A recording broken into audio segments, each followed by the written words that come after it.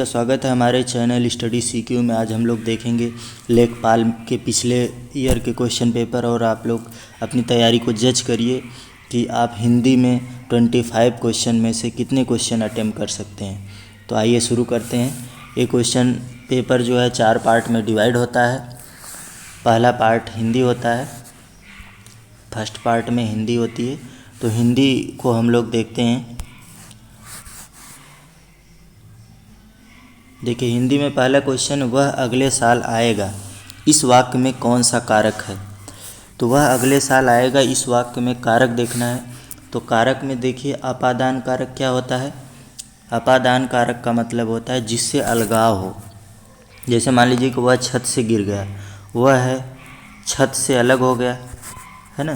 तो ये अपादान कारक होता है। जब अलगाव की भावना होती है तो वहाँ पर कारक कौन सा होता है, अलगाव, अपादान कारक होता है। जब किसी चीज़ से संबंध का बोध हो तो उसको संबंध कारक कहते हैं। जैसे वह उनका लड़का है ना, तो उनका संबंध है।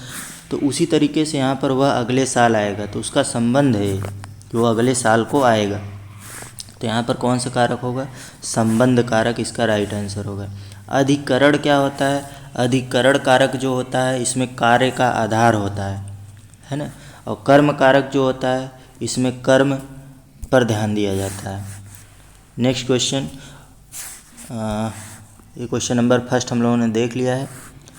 सेकंड क्वेश्चन में देखिए उदय शब्द का विलोम शब्द छाटिए। तो ये बहुत इजी क्वेश्चन है, आप लोग आसानी से बता सकते हैं। उदय जैसे सूर्य का उदय होना, और इसको क्या बोलते हैं, सूर्य का अस्त होना। ठीक है, तो राइट आंसर क्या होगा, उदय का विलोम होगा अस्त। नेक्स्ट क्वेश्चन, निम्नलिखित में से किस वाक्य में भविष्य काल है। तो भविष्य काल, मैं आपकी प्रतीक्षा करूँगा। तो प्रतीक्षा करूँगा फ्यूचर में करूँगा, तो ये क्या है, भविष्य काल में है। बाकी सेंटेंस देख लीजिए, मैंने एक पेड़ काट लिया, तो ये पास्ट में हो गया। मैं पुस्तक पढ़ने वाला था, पास्ट में हो गया। मैं आपका आभारी हूँ, तो प्रेजेंट टाइम में आभारी हूँ, तो प्रेजेंट टेंस हो गया, वर्तमान काल हो गया। ऊँट के मुँह में जीरा, बहुत अधिक खाने वाले को बहुत कम देना। इसका अर्थ क्या होगा, बहुत अधिक खाने वाले को बहुत कम देना। जानवर को दवाई देना, ये गलत है। बड़े प्राणी को सांत्वना देना, ये भी गलत है। बहुत बड़े प्राणी का भोजन बनना, ये भी गलत है। तो राइट आंसर क्या होगा, बहुत अधिक खाने वाले को बहुत कम देना, है ना। मतलब जिसकी डिमांड बहुत ज़्यादा है, आप ऊँट इतना बड़ा होता है उसके मुंह में एक दाना जीरा रख दीजिए तो क्या फ़र्क पड़ेगा। आइए नेक्स्ट क्वेश्चन देखते हैं। क्वेश्चन नंबर 5, जूते चाटना, इधर उधर घूमना, घूस देना, जूतों को चमकदार बनाना, खुशामद करना, किसी का चाटुकारिता करना या खुश रखना उसको, है ना। तो ये होता है जूते चाटना। नेक्स्ट क्वेश्चन, अब इसमें देखिए रिक्त स्थान की पूर्ति करना है। माता जी को आशीर्वाद तो देंगे नहीं, शुभकांक्षा स्नेह प्यार तो देंगे नहीं, तो क्या करेंगे, माता जी को प्रणाम करेंगे, प्रणाम माता जी। ऐसा व्यक्ति जिसके आने का दिन और समय पहले निश्चित होता है, निश्चित नहीं होता, सॉरी। तो अतिथि का समय जो है निश्चित नहीं होता, कब आएगा कोई भरोसा नहीं होता है, कब घर पहुंच जाए कौन, है ना, क्या टाइम होगा। नेक्स्ट क्वेश्चन,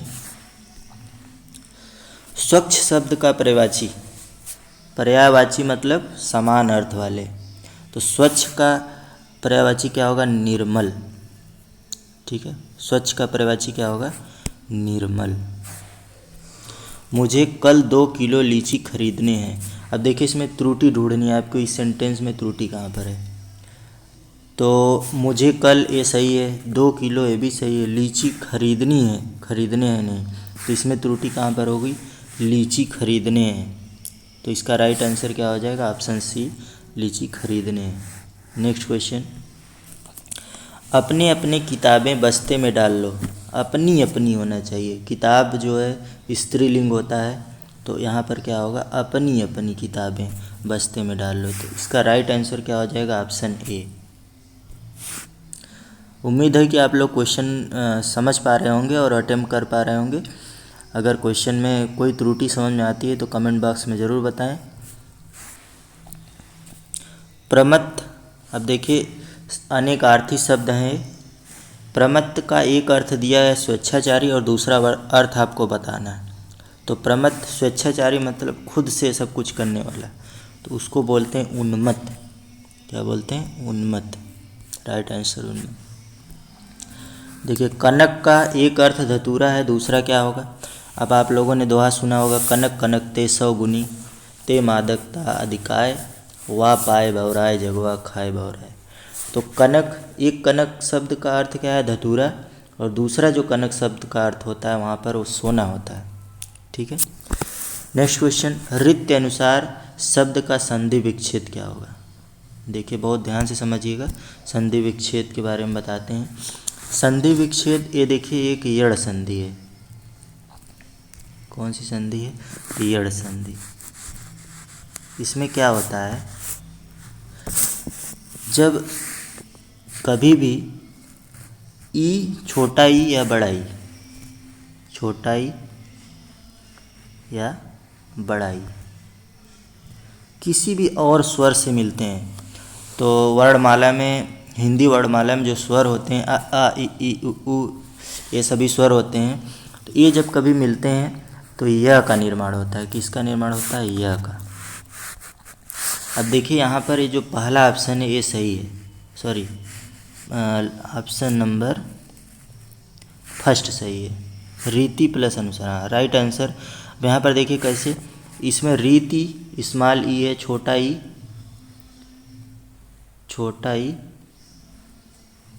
प्लस, अब यहाँ पर अ है तो अ मिलाकर क्या हो जाएगा? यह हो जाएगा। तो ये क्या हो जाएगा? बराबर यह, तो ये हो जाएगा रीत्य अनुसार। तो राइट आंसर क्या होगा? रीति प्लस अनुसार। ठीक है। उम्मीद है आपको समझ में आया होगा, ना समझ में आए तो कमेंट बॉक्स में ज़रूर बताएं, आपके कन्फ्यूजन को दूर किया जाएगा। नेक्स्ट क्वेश्चन, शुद्ध वाक्य का चयन करना। वह एक महिला विद्वान थी, वह एक विदुषी महिला थी, वह एक विद्वान महिला थी। देखिए विदुषी शब्द जो है ये विद्वान का स्त्रीलिंग है, तो महिला के लिए यूज हो रहा है तो विदुषी शब्द हो, वह एक विदुषी महिला, या इसका अर्थ क्या है? वह एक विदुषी महिला थी या विद्वान महिला थी। तो राइट आंसर विदुषी हो जाएगा। वह प्रमाण सहित अपनी बात बताएगा, वह सप्रमाण के साथ अपनी बात बताएगा। देखिए सप्रमाण हो गया, साथ लगा दिया, सप्रमाण अपनी बात बताएगा तब सही होता है। दो शब्द आ गए, वह प्रमाण के सहित अपनी बात बताएगा, ये भी गलत हो गया। वह सप्रमाण सहित, ये भी गलत हो गया। तो राइट आंसर क्या होगा? वह प्रमाण सहित अपनी बात बताएगा। राइट। नेक्स्ट क्वेश्चन, किसी की सहायता करने वाले को क्या कहते हैं? एक शब्द चुनना है आपको, तो किसी की सहायता करने वाले शब्द को सहायक कहते हैं। भला चाहने वाला, तो भला चाहने वाले को क्या बोलते हैं? हितैषी। आपका हितैषी कौन है? नेक्स्ट क्वेश्चन, अखिया हरि दर्शन की भूखी, कैसे रहें रूप रस राची, ये बतिया सुन रूखी। उपरोक्त पंक्तियों में कौन सा रस है? इसमें कौन सा रस है? देखिए इसमें वियोग श्रृंगार रस है। वियोग की भावना उत्पन्न हो रही है कि अखिया हरि दर्शन को भूखी है ना, इसमें वियोग उत्पन्न हो रहा है और श्रृंगार की भावना उत्पन्न हो रही है। तो ये राइट आंसर क्या हो जाएगा? वियोग श्रृंगार रस। इसमें वीर रस तो है नहीं। विद्वान शब्द का स्त्रीलिंग क्या होगा? यह पहले ही हमने बताया, विद्वान शब्द का स्त्रीलिंग विदुषी होता है। निम्नलिखित शब्दों में से तद्भव शब्द का चयन कीजिए। देखिए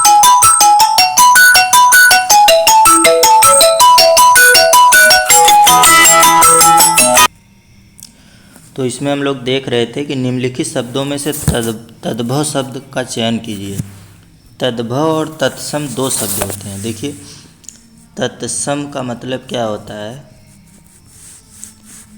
के समान या उसके समान, उसके जैसा, मतलब उसके जैसा, किसके जैसा? संस्कृत शब्द हो ना। और तद्भव का मतलब से उत्पन्न, उससे उत्पन्न, मतलब संस्कृत से उत्पन्न हो। ये दो चीज़ें ध्यान में रखिएगा, बहुत इंपॉर्टेंट है और हर एग्ज़ाम में इससे क्वेश्चन बनते ही हैं, तत्सम और तद्भव से। तत्सम का मतलब क्या होता है? के समान, संस्कृत के समान। और तद्भव का मतलब से उत्पन्न, क्या बोलते हैं? से उद्भव हुआ हो या उत्पन्न हुआ हो। ठीक है, उत्पन्न। तो यहाँ पर जो शब्द दिए गए हैं, प्यास, प्यास शब्द जो है वो पिपासा से उत्पन्न हुआ है। किससे? पिपासा। पिपासा क्या है? एक संस्कृत शब्द है, संस्कृत के समान शब्द है, और इस शब्द से जो उत्पन्न हुआ है शब्द वो है प्यास, तद्भव। ठीक है, उम्मीद है कि समझ गए होंगे। नहीं समझे हैं तो कमेंट बॉक्स में बताइए, उसको डिटेल में समझाएंगे। आइए नेक्स्ट क्वेश्चन पर। काली घटा का घमंड घटा, उपरोक्त पंक्ति में कौन सा अलंकार है? अब देखिए इसमें कौन सा अलंकार है। किसी बात को जब बढ़ा चढ़ा कर की जाती है तो उसको क्या बोलते हैं? यमक अलंकार। उपमा अलंकार क्या होता है? किसी से तुलना की जाए, है ना। तो यहाँ पर जो ये सेंटेंस है काली घटा का घमंड घटा, इसमें बात को क्या किया गया है? उपमा दी गई है कि इस बड़े बड़े शब्दों से एक सेंटेंस की उपमा दी गई है कि काली घटा का घमंड घटा। ठीक है। चाकू शब्द का बहुवचन, चाकू शब्द का बहुवचन क्या होता है? चाकुओं। ये है चाकुओं, बी ऑप्शन राइट आंसर है, चाकुओं। त्रिवेणी शब्द में कौन सा समास है? त्रिवेणी शब्द में कौन, चलिए इस त्रिवेणी शब्द में कौन सा समास है? तो हम एक क्वेश्चन आप लोगों के लिए छोड़ रहे हैं, आप लोग कमेंट बॉक्स में बताइए, देखते हैं कितने लोग इसका आंसर दे पाते हैं, उसके बाद हम इसको डिटेल में बताएंगे। निम्नलिखित विकल्पों में से तत्सम शब्द का चयन कीजिए। तत्सम का मतलब क्या बताया हमने? के समान, उसके जैसा, मतलब एक शब्द संस्कृत में है उसके जैसा। तो उसके जैसा, अब देखिए इसमें संस्कृत के समान शब्द कौन सा है? तो संस्कृत के समान जो शब्द है वो निकृष्ट है। निकृष्ट शब्द कैसा है? संस्कृत शब्द है। ठीक है, और इसका मतलब क्या होता है? गिरा हुआ। निकृष्ट का हिंदी मतलब क्या होगा? गिरा हुआ। ये भी ध्यान रखिए, गिरा हुआ। ठीक है, नेक्स्ट क्वेश्चन और लास्ट क्वेश्चन है, निम्नलिखित वाक्य में मोटे छपे शब्द की शुद्ध वर्तनी कौन सी है? देखिए, अत्यधिक व्यस्तता से जीवन में नीरसता आ जाती है, तो अत्यधिक व्यस्तता से जीवन में नीरसता आ जाती है। अत्यधिक व्यस्तता से जीवन में नीरसता आ जाती है। तो दोस्तों हमें सपोर्ट करिए, हमारे वीडियो को ज़्यादा से ज़्यादा शेयर करिए, और वीडियो अच्छा लगे तो लाइक करिए, और कमेंट बॉक्स में जो भी कमियां हो ज़रूर बताएं। अगर अच्छा लगता है तो आप लेखपाल के सेकंड पार्ट को बनाएंगे हम, आप उसको देखेंगे। बहुत बहुत धन्यवाद।